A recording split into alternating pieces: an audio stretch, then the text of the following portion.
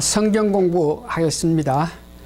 오늘은 잠언 1장 20절에서 33절 내용 가운데서 그 제목을 지혜로운 삶으로 초대한다. 이것이 제목입니다.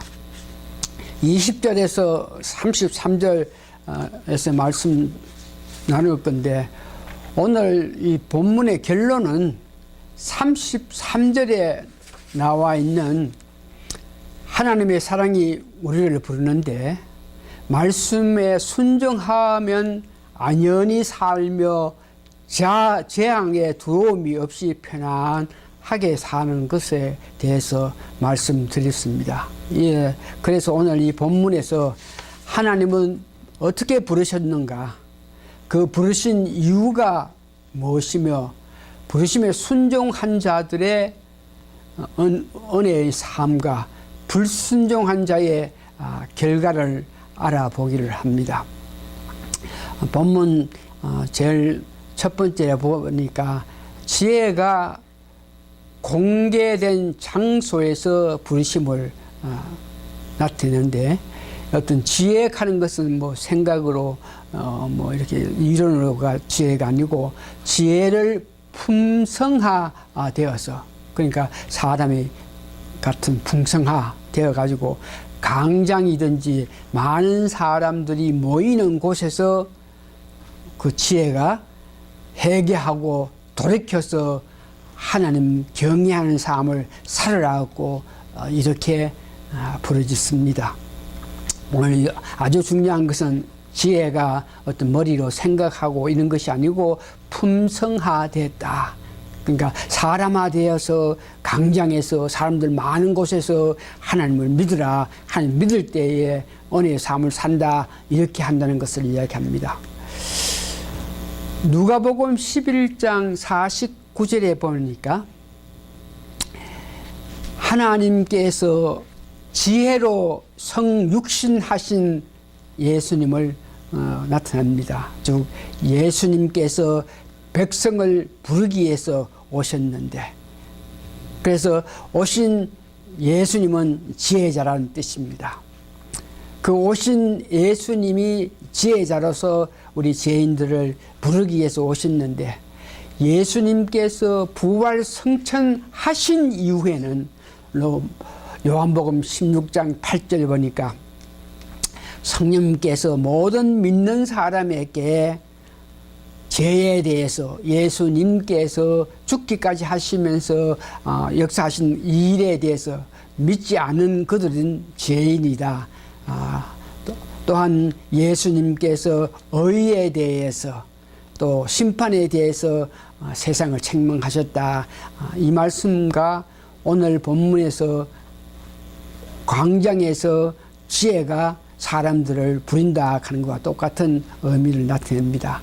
여하튼 여기에 하나님께서는 믿지 않는 사람들에게 하나님 믿어서 복된 삶을 살기를 원해서 역사하셨고, 예수님께서 이 땅에 오셔가지고 직접 우리 믿지 않는 사람들을 구원하기 위해서 역사하시고, 부활 승천하신 이후에는 성령님으로 통해서 우리를 초대하시는 이 모습을 봅니다.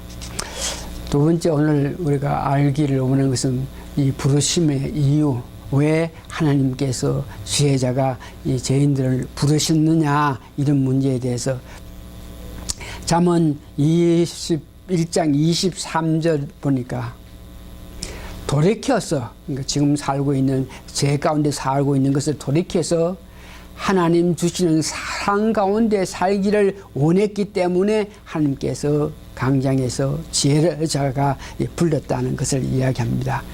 예수님께서 이 땅에 오신 것도 여기에 똑같은 맥락으로 해석되는데, 마태복음 11장 28절 보니까 수고하고 무거운 짐진 자라 내게 오라, 내게 와서 쉬라, 이 말씀이 똑같은 말씀이고, 이사야서 61장 1절에 있는 내용, 즉 누가복음 4장 18절의 내용을 보니까 주의 성령이 내게 임하셨으니, 예수님께서 성령 내게 임하셔서 가난한 자에게 복음을 전하게 하시려고 내게 기름 부으시고 나를 보내사 포로된 자에게 자유를 눈먼 자에게 다시 보게 함을 전파하여 눌린 자를 자유케 하게 했다. 예수님께서 여기 오셔가지고 역사하신 사역은 이와 같이 가난한 자에게 복음을 전하게 되고 내게 기름 부으신 은혜에 따라서 힘을 얻어서 포로된 자에게 자유를 눈먼 자에게 보게 함을 눌린 자에게 자유하게끔 하시기 위해서 예수님이 오셨다. 오늘 본문의 강장에서 지혜가 품성화돼서 강장에서 부르는 이유는 이와 같이 예수님께서 하신 역사와 같이 돌이켜서 회개해서 하나님 주시는 은혜 가운데 살게 하기 위해서 부르심을 하셨다 하는 것입니다. 오늘 세 번째는 하나님의 부르심에도 불구하고 순종하는 자는 어떻고 불순종할 때는 어떤 결과가 삶에서 나타난지를 보기를 원합니다. 먼저 순종했을 때, 하나님 부르심에 순종했을 때 오늘 본문 23절 보니까 하나님의 신을 보내주시고 말씀을 보이신다. 이 말은 우리가 돌이켜서 회개하고 오늘 살고 있는 이 삶에서 악한 세대에서 살고 있는 이 세대에서 돌이켜서 하나님께로 갈 때에 하나님께서는 그들에게 오늘 보니까 신을 보내시고 성령을 보내주시고 그 다음에 말씀을 보이셨다. 이 말은 성령님이 오셔서 성령님이 내재하시고 성령님 충만했을 때에 성령님이 말씀을 조명함으로 통해서 그 말씀을 이해할 수 있다는 것을 이야기합니다. 그래서 오늘 본문에 보니까 순종하는 자는 이와 같이 성령을 받아서 성령 조명하심에 따라서 말씀에 은혜 받고 살 수 있다 하는 것을 이야기하게 됩니다. 그러면서 불순종하면 이와 같이 하나님께서 은혜 베푸시기 위해서 역사하시는데 오늘 본문의 지혜자가 역사하시는데도 불구하고 불순종할 때에 오는 문제에 대해서 특별히 불순종하는 자들에게 잠언 28절을 보니까 불순종하는 자들도 이 세상 살아가면서 어렵고 힘든 일이 있을 때에 하나님을 찾는다 그랬습니다. 아주 중요한 말씀인데 우리는 뭐 어떤 어렵고 안타까운 일 있으면 바로 하나님을 찾는 것은 정확한 일이고 정당한 일이지만 믿지 않는 사람들도 하나님 믿지 않고 하나님 어디에 계시냐 하나님 뜻대로 살지 않는 그런 사람들도 어떤 큰 어려움이 왔을 때에 하나님을 찾게 된다. 그래서 하나님을 찾았을 때에 그와 같이 불순종하고 사는 자들이 하나님의 응답, 하나님의 사랑으로 역경 속에 있는 그들이 도움을 받나 그러면 전혀 도움이 없다 그럽니다. 그러면 불순종하는 자들이 어떤 태도로 살아가느냐 여기에 구체적으로 6가지 예를 들어서 불순종하는 자들이 어떻게 살아간다 그래요. 그래서 불순종한 자들이 살아가는 이유는 어리석음을 좋아하고 거만하기를 기뻐한다 그래요. 하나님 말씀을 듣기를 싫어하고 교훈을 멸시하고 책망받지 아니한다. 이 말씀은 어떤 모양인지 말씀에 의해서 책망을 받아서 바로 살기를 원해야 되는데 전혀 거만해서 어리석어서 말씀에 따라서 살지 못한다 그래요. 그런 자들은 지식을 미워하고 하나님을 경외하기를 즐겁게 여기지 않는 사람들, 교훈을 받지도 않고 책망에 없인 여기는 자들, 옛생활에 벗어나지 않고 계속적으로 옛날같이 살면서 오늘 삶에서 안이한 생활을 하는 자들이다. 이와 같이 불순종하는 자들이 재앙을 받는다 그럽니다. 문제도 여기 다시 오늘 본문 27절 보니까 재앙이 왔을 때 하나님께 부르짖고 찾으나 하나님께서는 도움을 주지 않으신다 그럽니다. 그러니까 하나님은 본문 31절 보니까 자기 행위에 열매를 맺으며 그러니까 자기가 살아간 대로 그들에게 깨에 배부름 자기가 살아간 대로 그 아픔의 삶을 산 것 같이 그에게 아픔이 오게끔 만든다 하는 이 말씀입니다. 오늘 말씀을 정리해 보면 우리는 부르심에 응답하여서 그랬기 때문에 약속대로 성령님을 받았습니다.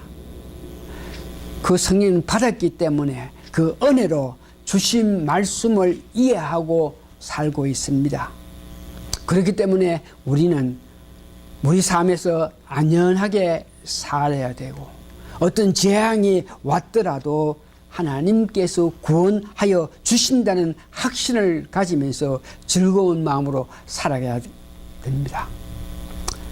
이와 같이 우리가 예수님 은혜로 성령님 내재하시고 성령님 인도하심에 따라 말씀에 순종하게 삶으로 통해서 이 세상에 복된 삶을 살게 되는데 이 삶을 바로 복되게 사는 것이 전도요 하나님을 높이는 것입니다. 다시 한번 우리는 이미 은혜를 받았습니다. 돌이켜서 옛날 삶에서 벗어나서 새로 주신 은혜의 삶을 살아서 편안한 삶을 누려서 그 삶이 세상 사람들에게 전도되는 역사가 나타나기를 간절히 바랍니다. 기도하겠습니다. 말씀을 정리해 보면 말씀의 은혜를 받아 보면은 하나님께서 얼마나 우리를 사랑해서 모든 귀한 것을 주시기를 원하셨던 그 하나님의 은혜에 따라서 우리는 귀한 것을 받고 이 세상 살아감을 감사하고 감사합니다. 하나님의 은혜를 받았으니 하나님 주신 은총을 받았으니 이 세상 즐겁고 기쁨으로 살아가서 세상 사람들에게 하나님을 높이는 우리 삶이 되게 도와주시옵기를 예수님 거룩한 이름 받들어 감사 기도합니다. 아멘. 고맙습니다.